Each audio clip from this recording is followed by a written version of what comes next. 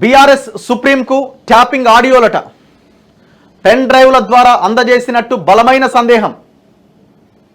ఇగో కీలకం కాబోతున్న రాధాకిషన్ రావు స్టేట్మెంట్. అంటే ఈ ట్యాపింగ్ చేసి పెన్ డ్రైవ్లు గుచ్చి ఆ పెన్ డ్రైవ్లలో సేవ్ చేసి ఆ పెన్ డ్రైవ్ తీసుకుపోయి సార్ వారికి అప్పచెప్పారు. సుప్రీం అంటే ఎవరు? ప్రభాకర్ రావు, ఆ పైన కేసీఆర్. ఇక ఆయన పెన్ డ్రైవ్ సిస్టానికి పెట్టి అలా మళ్ళీ టెక్నికల్ మనిషి ఉండే పెట్టరా అంటే పెట్టాలి, ఇయర్ ఫోన్ పెట్టుకోవాలి, వినాలి ఎవడోడు ఏం మాట్లాడుతున్నా ఏం చేస్తున్నాడు. ఆయన వెల్లడించే అంశాలపైన తీవ్ర ఉత్కంఠ. కస్టడీలో నిందితుల నుంచి పోలీసులకు కీలక సమాచారం.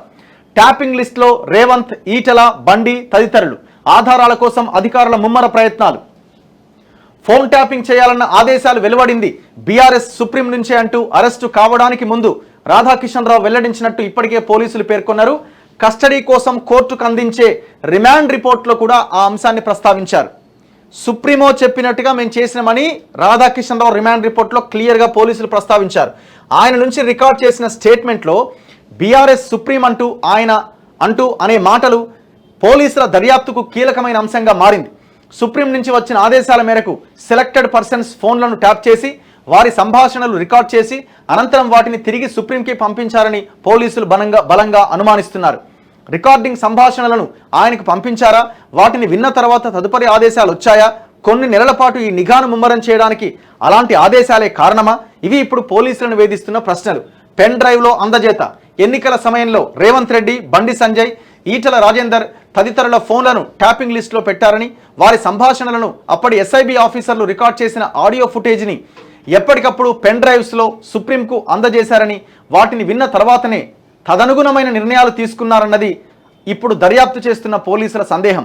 ఉన్నతాధికారుల ఆదేశాలతోనే ట్యాపింగ్ చేశామని ప్రణీత్ రావు, భుజంగరావు, తిరుపతన్న, రాధాకిషన్ రావు తదితరులు కస్టడీలో కూడా వెల్లడించినట్లు పోలీసులు తెలిపారు. చేర్చింది ఎవరు? ట్యాపింగ్ ద్వారా రికార్డ్ చేసిన మాటలన్నింటినీ సుప్రీంకు ఎవరు చేర్చారు? ఎప్పుడెప్పుడు పంపించేవారు?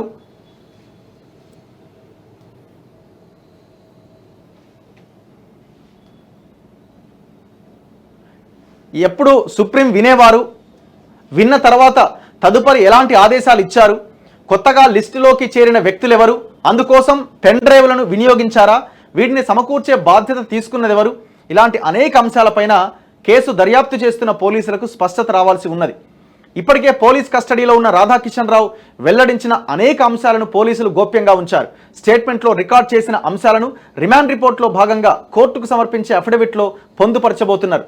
ఆ సమయానికి కీలక అంశాలు బయటకు వచ్చే అవకాశం ఉన్నది. దీనికి తోడు వేణుగోపాలరావు, శివప్రసాద్ లాంటి ఆఫీసర్లను ఇప్పటికే పోలీసులు ప్రశ్నించారు. వీరిద్దరూ దాదాపుగా అప్రూవర్లుగా మారిపోయారనే వార్తలు పోలీసు వర్గాల నుంచి వినిపిస్తున్నాయి. దీంతో వారిని అరెస్టు చేయడం, కస్టడీలోకి తీసుకోవాల్సిన అవసరం లేకుండా పోయింది. ఎందుకంటే బిఫోరే వాళ్ళు అప్రూవర్గా మారిపోయినారు. ట్యాపింగ్ వ్యవహారం మొత్తానికి ఇంటెలిజెన్స్ ప్రభాకర్ రావు కీలకమని భావిస్తున్నందున ఆయన్ను అదుపులోకి తీసుకుని ప్రశ్నించడం ద్వారానే అదనపు సమాచారం లభించే అవకాశం ఉన్నదని పోలీసులు భావిస్తున్నారు. రికార్డింగ్ చేసిన ఫోన్ సంభాషణలు ఎన్ని గంటల నిడివితో ఉన్నాయి, ఎన్ని రోజుల పాటు జరిగింది, వీటికి అనుగుణంగా ఇంటెలిజెన్స్ విభాగానికి సుప్రీం ఇచ్చిన ఆదేశాలేంటి, వాటిని అమలు చేసింది ఎవరు? ఇలాంటివన్నీ ఆసక్తికరంగా మారాయి. ఈ పెన్ డ్రైవ్లు ఎక్కడున్నాయి? ఏడుంటాయి? మూసీ నదిలోనే ఎండగొట్టకపోయి ఉంటాయి. ఇప్పటికే ట్యాపింగ్ చేసిన డేటా మొత్తం హార్డ్ డిస్క్లో స్టోర్ చేసి ఉంచారని, అసెంబ్లీ ఎన్నికల ఫలితాల మరుసటి రోజున ప్రణీత్ రావు వాటిని ధ్వంసం చేశారన్న అంశం వెలుగులోకి వచ్చింది. ఇదిలా ఉండగా పెన్ డ్రైవ్ల లాంటి ఆధారాలు ఎక్కడైనా ఉన్నాయా అనే అంశంపైన పోలీసులు శోధిస్తున్నారు. ఆధారాలేవి మిగలకుండా ప్రణీత్ రావు వ్యవహరించడంతో డేటాను రిట్రీవ్ చేయడానికి ప్రస్తుతం అవశేషాలుగా మిగిలిపోయిన కొన్ని హార్డ్ డిస్క్లను ఇజ్రాయెల్ తదితర దేశాల ల్యాబ్లకు పంపించాలని అధికారులు భావిస్తున్నారు. కేవలం కంప్యూటర్ హార్డ్ డిస్క్లో మాత్రమే కాకుండా ప్రత్యేకంగా క్లౌడ్లో స్టోర్ చేసే మెకానిజంను అమలు చేశారా అనే కోణం నుంచి కూడా దర్యాప్తు జరుగుతున్నది.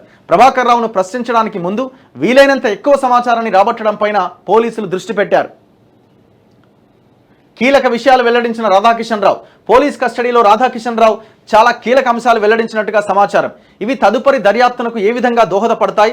భుజంగరావు, తిరుపతన్నలు వెల్లడించిన అంశాలతో పోలిస్తే అదనంగా ఏమేం సమాచారం దొరికింది? వీటి ఆధారంగా మరికొందరిని ప్రశ్నించే అవకాశాలు ఉన్నాయా అనే సందేహాలకు 2-3 రోజుల్లో స్పష్టత రాబోతున్నది.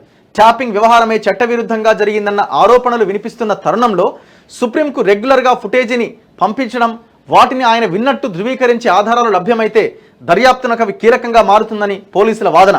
నిందితులు వందలాది పెన్ డ్రైవ్లు వాడి ఉంటారని, అందులో కొన్ని దొరికినా ఇన్వెస్టిగేషన్ స్పీడప్ అవుతుందని పోలీసులు భావిస్తున్నారు. మరి ఇప్పుడు కేసీఆర్ దగ్గరనే ఫామ్ హౌస్లు ఉండాలి, ఎందుకంటే ఎప్పుడు ఫామ్ హౌస్లనే వండుకున్నాడు కాబట్టి ఫామ్ హౌస్కి ఆ పెన్ డ్రైవ్లు తరలించి ఉంటారు. మరి ఆ ఫామ్ హౌస్ ఇంట్లోన్నాయా? ఫామ్ హౌస్ కూడా సెర్చ్ చేయాలా, లేదా 3 ఎకరాల బావి ఉంటుంది బావిలు ఎత్తేసిండా? ఏం చేసిండు మరి ఆ పెన్ డ్రైవ్లన్నీ? ఎక్కడ పోయినావా బాబు? 3 రోజులలో చెప్తా నేను ఎవరిని అరెస్ట్ చేయాలనో. ఫోన్ ట్యాపింగ్ మీద మాట్లాడుతా అంటే కదా, అత్తాపత్తాలు అడ్రస్ లేవు కదా.